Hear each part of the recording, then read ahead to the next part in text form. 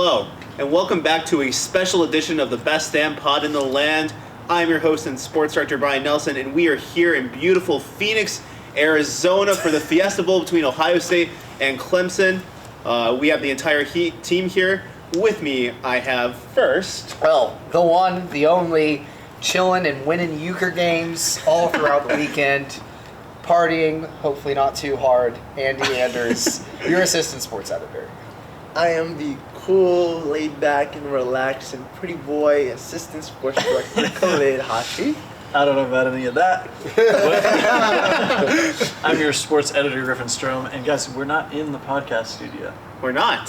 What is this? What is this beautiful It's beautiful. backdrop? We're outside. Guys, it's a green screen, okay? Yeah, it's a green screen. Oh, So this is Don't give away the secrets. We got a huge budget upgrade if this is the effects we can afford to live. Seriously. We're going Have into you the seen new the year graphics on different. Have you seen the intro graphics on the silver bullets? We don't skimp on that budget. We got prop chairs and everything. This is great. No, the chairs are green screens too. We're actually squatting and just like floating in midair. It's I got amazing. It's amazing how strong we are. Anyways, Yes. yeah, so But what are we here for, guys? We're here for the Fiesta Bowl, college football playoffs. It's an exciting time. Exciting Covering time the Ohio indeed. State 2 football versus team. 3. Maybe the de facto championship game. Maybe.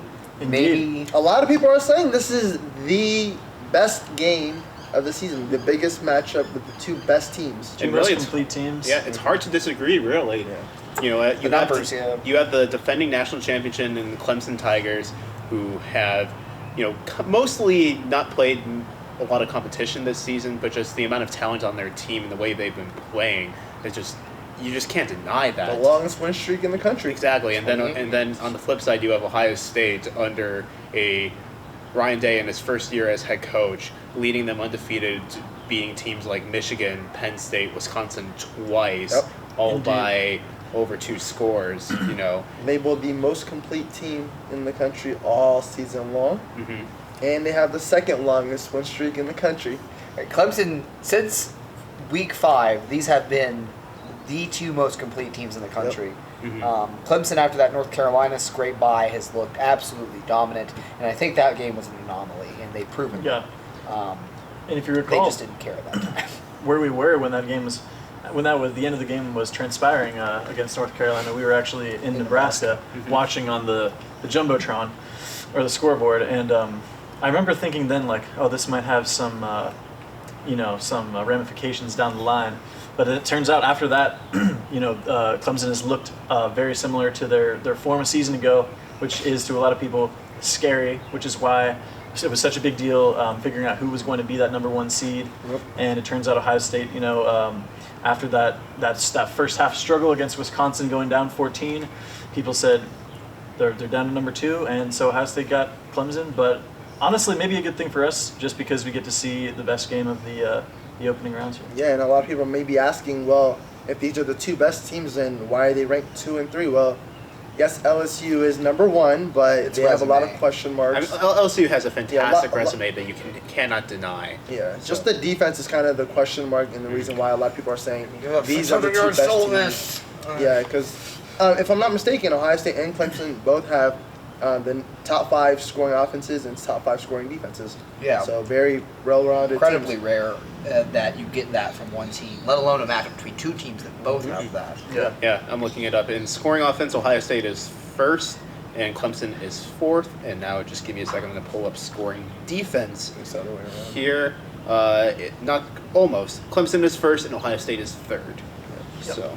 Almost 2 top 3s. So a very balanced matchup we should be expecting. I know a lot of people are expecting it to be a very close matchup, but who knows? Well, stay tuned for my prediction. I may have another hot take in there for you guys. Sizzling hot Sizzling, takes. sizzling. Scorching. And not quite hot takes. scorching I'm hot deaf Phoenix, up. Arizona. I may be in Arizona, but my takes are still the same. I have a tendency to spoil my score predictions early, and I am predicting a close game in this one.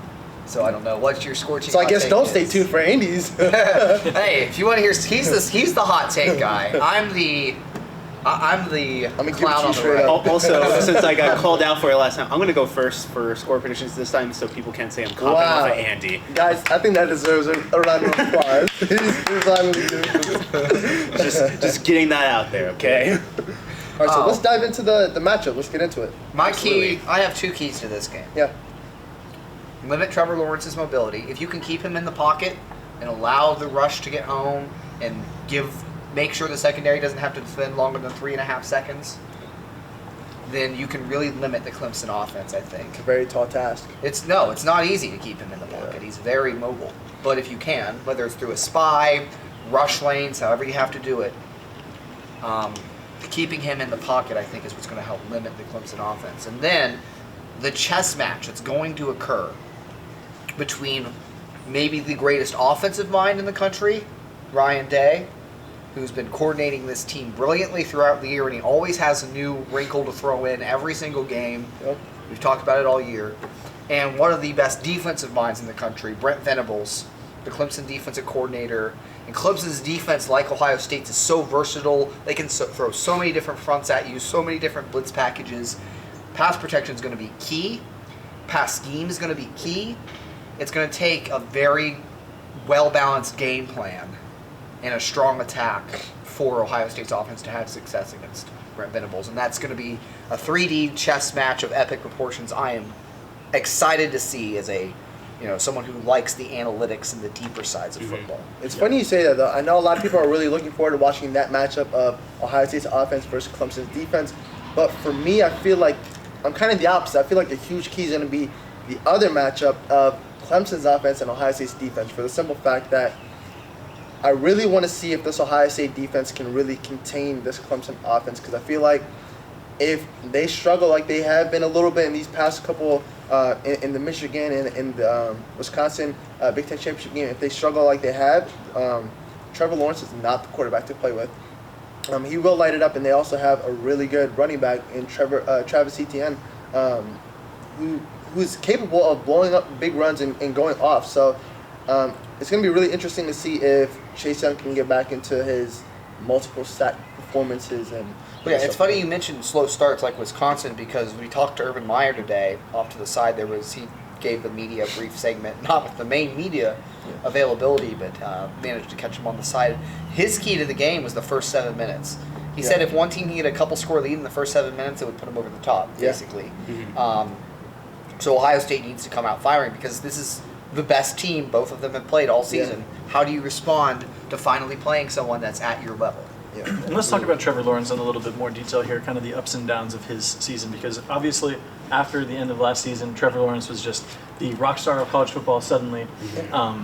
Really came on. Could have locked him in for the Heisman this year. Yeah. And talking about the greatest quarterback prospect we've ever seen, and just showering him with kind of superlative praise and whatnot. And then he came out to start this season, and he came out kind of shaky. I mean, he threw 8 interceptions in their first 7 games. And, I mean, he had a game where they're playing, granted it was against Charlotte and Georgia Tech, but he had a game where he threw 94 yards, another game 168 yards. But just he had interceptions in his first 3 games, multiple interceptions in his first 3 games.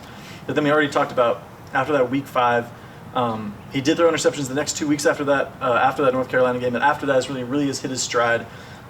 He's thrown at least 3 touchdowns in the last 8 games, so 3 or more in the last 8 games. He's been completing like 75.5% of his passes in the last 6 games. He hasn't thrown an interception in the last 6 games, so it really seems like he's kind of back at that level where people were expecting to be at the start of the season. Stumbled a little bit early, but I think if you're expecting Trevor Lawrence to be a shell of himself from last playoff run, I think that you would be sorely mistaken. Yeah, and another reason why I feel like that matchup of Clemson's offense and Ohio State's defense is a big one to watch is because I know the secondary for Ohio State got a lot of slack last season, but this year they've gone complete opposite. A lot of praise for their great performance.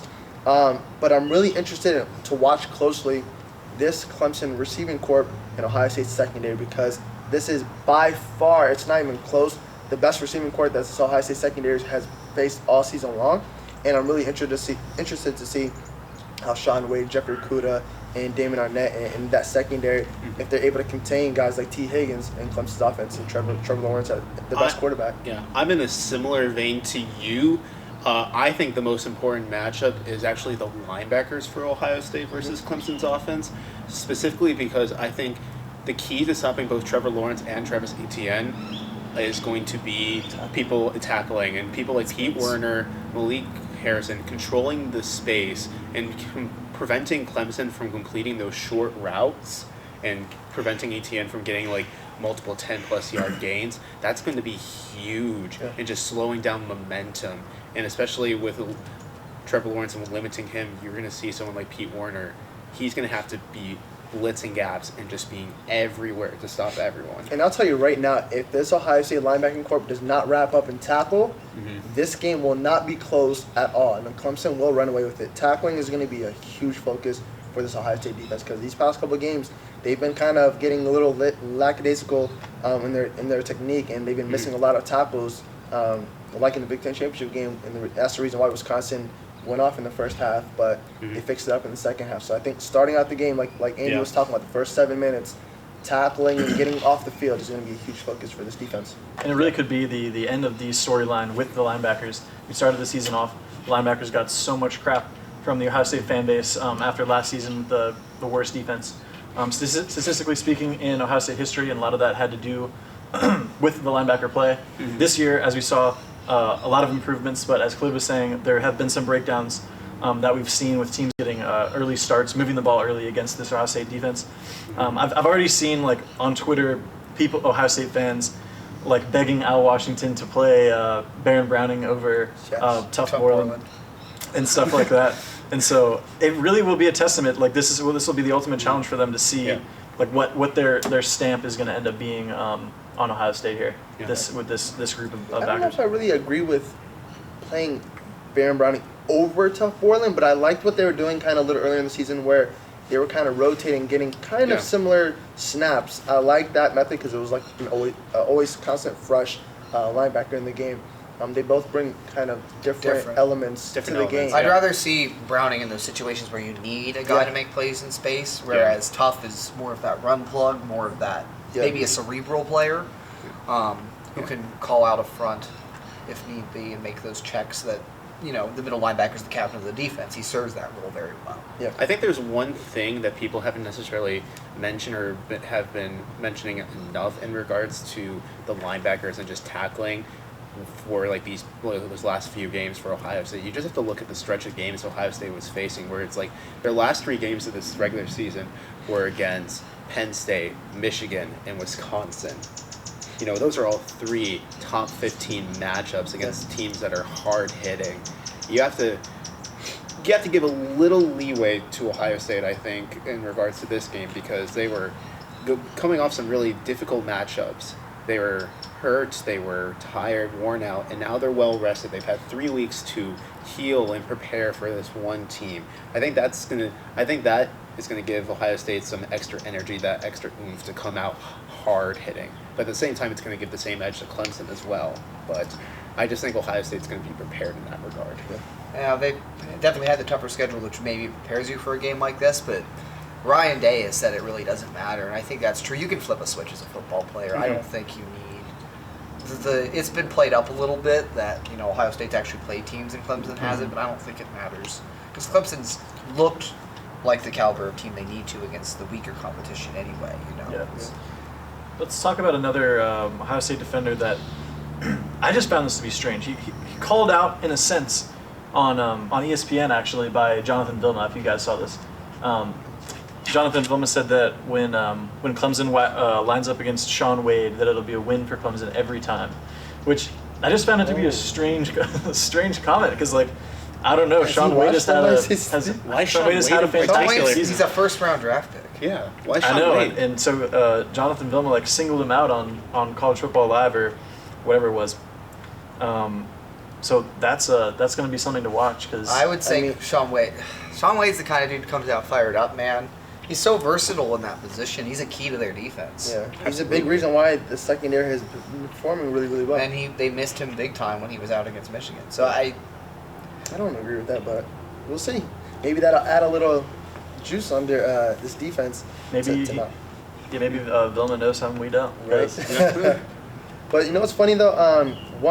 The one player on this defense that we haven't talked about, which I know a lot of the viewers are probably shocked that we haven't said, is Chase Young, the best player on this defense. But I don't know if it's a hot take, but I think he's not the biggest focus on this defensive line. I feel like the most important thing to watch are the other guys. I feel like it's going to be really important to see if they can get to Trevor Lawrence. Well, I think the main They're reason gonna for that double is because Clemson's offensive line is going to double Chase Young. They're going to try and neutralize him as much as possible, because you saw like other teams started to do that after they saw what happened when Ohio State beat Wisconsin the first time and Chase Young had 4 strip sacks. Yeah. They changed their game plans and started trying to neutralize just Chase Young, and that may let someone like Tyreek Smith or Devon Hamilton get in, Zach but Harrison. Zach Harrison. But at the same time, you aren't getting murdered by Chase Young and having 2 strip sacks That's the per thing. game. I'd be watching Zach Harrison because Oh yeah. bowl prep.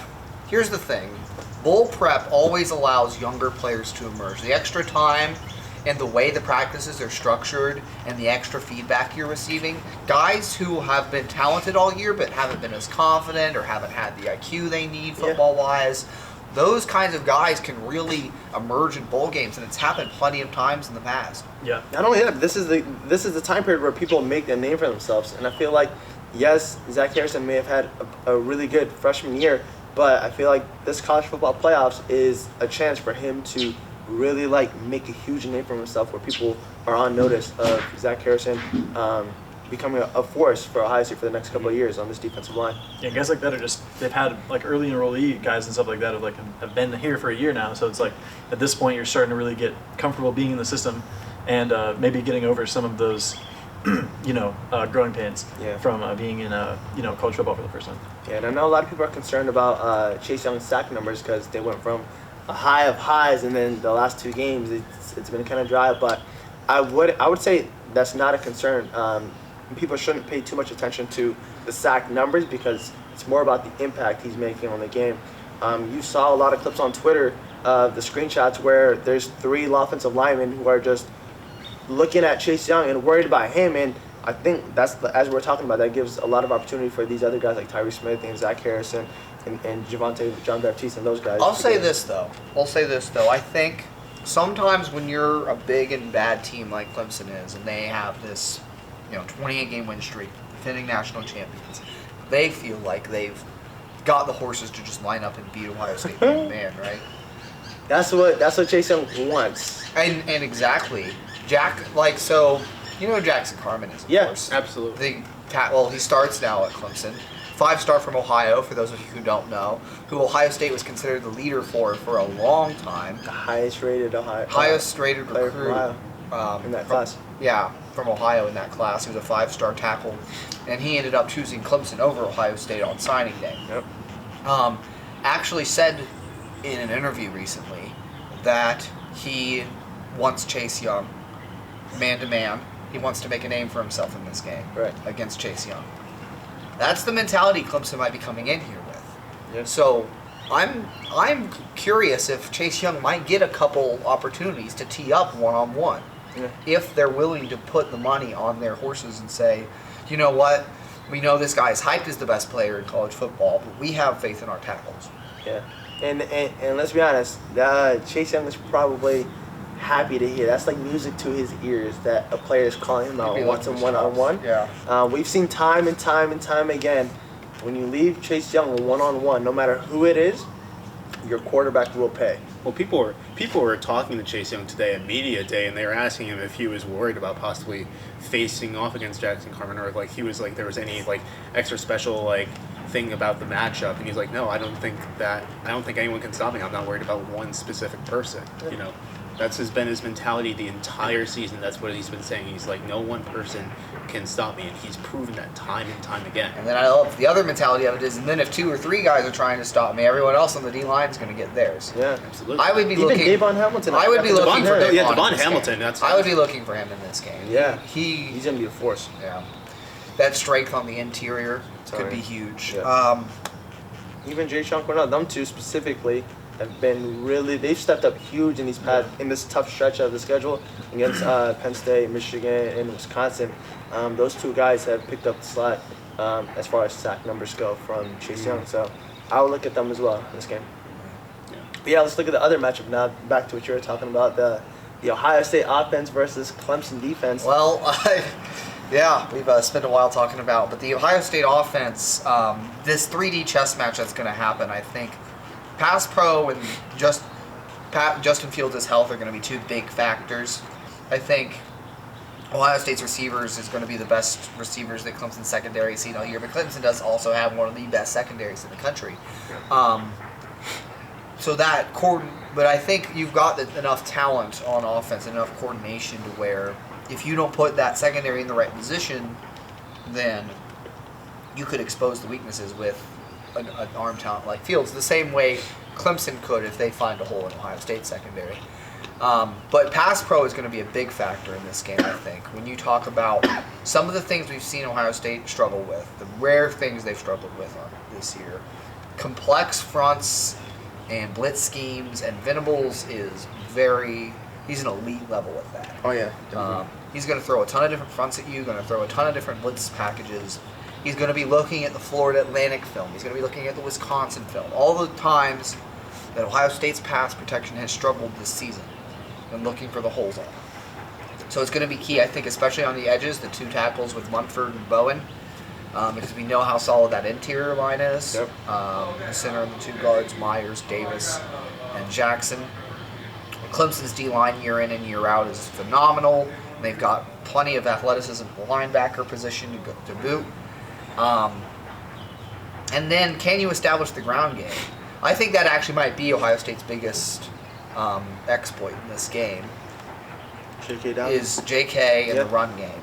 I agree. And if the season has told us anything, he shows up in the biggest games. Clemson's rush defense you want to talk about their entire team hasn't been tested. Their rush defense, especially their rush defense hasn't been tested all year. Not that they've played many good offenses, but the ones they have played are pass first.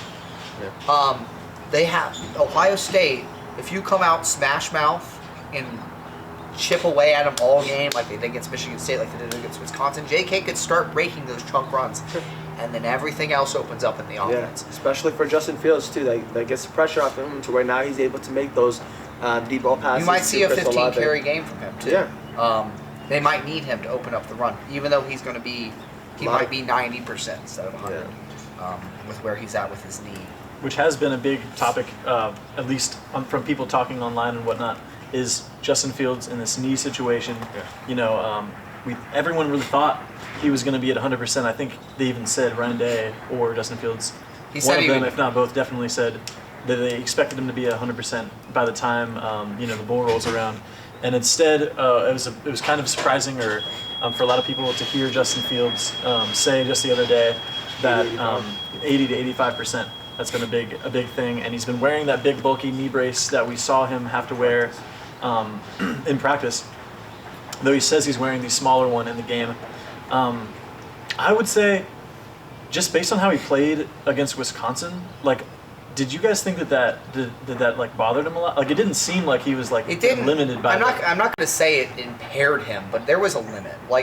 He couldn't. He wasn't as mobile. Yeah. He wasn't as mobile. It Like didn't most- affect his throwing in the slightest, I don't think. Most of those runs where he would juke or spin out of it or something, we saw a lot less of that. It was more just get up the field and get down and get out. I think. Okay. Are you ready for my hot take on this podcast? I think they've waited long enough. They're waited for it. I'm not talking about my score prediction. Yeah, go ahead. Okay, my hot take. I actually just kind of thought about this a minute ago. You all have heard of Jim Brown, right?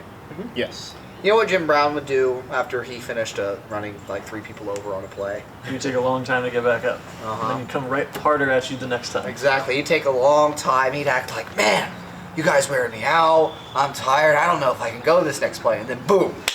Yeah. I think Justin is playing it up a little bit. Oh yeah. He's a very smart dude, and he knows how important his legs are to this offense, I think, and opening up. The threat of him running is so important to opening it up for Dobbins. We've been doing the film room all year. How many runs have we looked at where 2 defenders are looking at Fields, and then they give it to Dobbins, and then he goes where those 2 defenders were supposed to be? I feel like that's pretty much every single play we've had with Dobbins running. Yeah. Right. Especially plays against Michigan or Penn State where we focus on Dobbins. Absolutely. Yeah, telling so you. he plays up that knee injury a little bit. Maybe he's saying he said he was at 80, 85. I think he's maybe 95. Yeah. He keeps on one of those, and then it's there. Yeah, I'm really excited to see them two, J.K. Dobbins and Justin Fields, really play off of each other. I feel like they're going to feed the ball to J.K. early on, just to get the run game going, get J.K. the juices flowing, and then you're going to see a lot of that play action with Justin Fields. I want to step in a little bit because we were talking about how Clemson hasn't faced any good rushing offenses. So I was curious, just in terms of the best rushing offense that Clemson has faced. Which team from Clemson's schedule do you think that is? Putting them on the spot. Maybe Boston College. Wake Forest. Technically, it is Boston College. Is it? It is Boston College, yes. But next after Boston College is North Carolina. Okay. So they handle Boston College well, but Where's Boston College rank? They're 6th in the nation, but they really. That was a high Wow. guess. Oh wow. It's right. Yeah. Yeah, it's good. I didn't know Yeah, that. but the next highest is North Carolina at 41st in the country. So, they Boston handle. College is 6th in rushing. Wow. They're like, That's pretty impressive. Bad Yeah. boy. Old Jeff But- Hafley inheriting something good over there. But Ohio State is 5th in rushing offense, so it's Yeah. still better than Boston College, marginally. I would say that I don't know. I feel like the gap is bigger than just saying one's. Well, fifth and yeah. sixth. Ohio State barely better than Boston College. Yeah. Ohio State's also been rushing against much better defenses that Boston College has faced. Yes. So Playing in the ACC. Also, we've talked about Chase Young, but Clemson also has their version of Chase Young with Isaiah Simmons, who's a beast on that defensive side of the ball, and is almost a lock for the first round of this 2020 NFL draft. I'm really looking forward to seeing how this offensive line is going to hold up, because these last couple of weeks there's been kind of question This marks. pass pro is do or die with this complex schemes and the talent. Yep. This is for the struggles they've had at points this year with the pass protection. This is the best pass rush you could face with the combination of talent and scheme. So 7 sacks, 2 interceptions, 93 total tackles, 14 and a half. 93 tackles. Yes. Oh Yeah, smokes. I'm telling you, that man, he's going to be tough to Does it contain, all. but I'm Truly. looking forward to seeing that offensive line and how they can contain Isaiah Simmons, because he's a beast and he's tough to contain. It's kind of like Chase Young. You can't really hold him for too I long. definitely trust the interior. Yeah. I'm just the tackles But and the they matchup run on the for- edges yeah. are going to be the biggest, I think, huge factor in the Ohio State's offense. And like you were talking about, Venables, man, I'm telling you, he's gonna be able to drop some great defensive schemes and to kind of confuse the Ohio State's defensive line, because this is, I feel like we haven't seen the true potential of these two teams, and it's crazy to say because they've been playing lights out, but this is kind of where you see a lot of stuff that we've never seen before. No, this is the first time you're playing another complete team Yeah. that can expose the tiniest where the talent flaw. is equal. The tiniest, you could cover it up against by doing something else against other teams. Yeah, You can't absolutely. do that in this. You have to match. This is man-to-man, smash mouth. Yeah. If you have a hole, it will get exploited in this game. Yeah, so Absolutely. I feel like the winner of this game is going to be the team that was better coached. I think this is where Ryan Day gets to kind of put his stamp in the college football And Jeff game. Hafley before he leaves for BC, Yeah. So I'm really interested to see how these teams who said play. he's had full buy-in, and I totally believe that for these Oh players. yeah, I Yeah. definitely sense it too. So, are we ready for score predictions then? Yeah, there's I think we are. One thing. There's I one think thing I we do. are. There's one thing I do want to bring up, since we've been talking a lot about Ohio State and how their key is still going to be establishing the run with J.K. Dobbins and with Justin Fields. But I do think you have to give Fields in the passing game some credit, even though Clemson has such a great secondary. With how deep Ohio State's receiving core is. Someone like Garrett Wilson, Chris Olave, Austin Mack, KJ Hill, Benjamin Vater. Those are 5 guys, and that's just the first 5 that are going to be out there all night with the potential to make plays. And I think that's going to be huge, especially for opening up the run game for J.K. Dobbins. The as depth well. of the receiver position. Yeah, I think it'll be more of an established run to go to pass. That's what they've done all year, right? Mhm, yeah. But if you need to open it up, certainly. And depth at receiver can be huge just because you're rotating guys in and trying to wear out a secondary. I just think with when we've been talking about with Ryan Day and just how he always throws out new looks. If there's new looks that are going to come out this game, I think it's going to be with the passing game and the I would say receivers. if. There's going to be some wrinkles. Well, there's going to be some wrinkles, but it's just I think the passing game is going to show us something we haven't seen before. Who knows? Maybe we'll see Rutgers and the tight ends make some big plays as well. That could be. That's a good. That's a good line of thought there. Exactly. That's what I'm saying. Ohio State's passing offense has so many weapons that they can utilize that, give credit to Clemson. Their secondary is phenomenal, and their linebacking core is one of the best in the country. But are they going to be able to stop Ohio State every single time with all the weapons they have? I'm being dramatic, but it's just Every single time. You're saying like the big shots, right? Because obviously you're gonna complete some. Well, of the yeah, good stuff. I was thinking some of the big shots because those are some of the plays that are going to be key. Yeah, we've seen Dave draw up plenty of double move concepts and deep post concepts and things that have been to. He's used so many different players from downfield passing. Mhm. Let's get into predictions. Yeah. Though. All right. Predictions. All right. Ryan, you want to go first? I am going to go first. I do think it's going to be a close game. I think it's splitting hairs to see who has the edge necessarily between Ohio State and Clemson. And I do think with how strong both defenses are, I think we may not see as much scoring as we may have been expecting from both teams in the past. I'm going to go with a nail biter. Ohio State wins 31-28. Here we go. I think Ohio State's going to come into this game and start really fast. Like we're talking about the first 7 minutes, I think Ohio State's offense is going to just play lights out and things are going to be looking really, really well. And I think Ohio State runs away with this 42-21. All right. That is a hot take. I appreciate the confidence. Cool them off. Cool them off. Get that water. Get that. No. Corey, get the ice. Yeah. Okay. They don't even. A little bonus too. I also think Chase Young. This is a game where his sack numbers come back to life, and I think he gets 3 sacks. 3 sacks. Wow. If they match him up 1-on-1, that's possible. It is. If Jackson Carmen really wants his shot at him. Yeah. I don't know. You No asked offense to Michelle Jackson Steve. Carmen, he's a 5-star and a great talent, but man, that's you're don't bite the hand. Yeah. I think both of these offenses are going to put up numbers as we've seen them do all season long. I got Ohio State edging it out 37-35. 37. That's a classic. Man, Yeah, see, now I'm going to be the copycat because mine's 38-35, which is what I've been saying all week. So How does it feel, Andy? How does it feel? see, I don't have a problem. I don't have a problem with it, is the thing. You're always like, well, I don't want to be the copycat, so I'm just going to change my score. Now we have to call Andy Bryan. Yeah. That's the only solution. I'm no longer Andy Anders, it's Andy Nelson. 38-35, and I think it's because Ohio State can't establish the ground game and the control of the game, and I think Ohio State's going to be a little more motivated, just that tiny edge that Day has as a motivator. The way the team has bought into the program throughout the year, how well he connects with his athletes and is able to get them up for a game like this. You guys, Also- go ahead. Well, also just playing off of that, ever since this matchup got announced, it seems like focus has been shifting to it's like everyone just seems to have bought into like it's a given that Clemson is going to win this game. Wow. It's close, but just like a lot of the national media has just been like praising Clemson so much and is just not giving Ohio State the credit it deserves really. And I think Day's going to use that to just give Ohio State that extra edge and motivation. Something just tells me, man, I'm getting the Ohio State. I felt Alabama. it. I've honestly thought to myself, this could be a big win for Ohio It could State. be, yes. Yeah. You haven't actually seen Clemson tested, but I do. Yeah. There's just so much talent that they have from last year being a title team.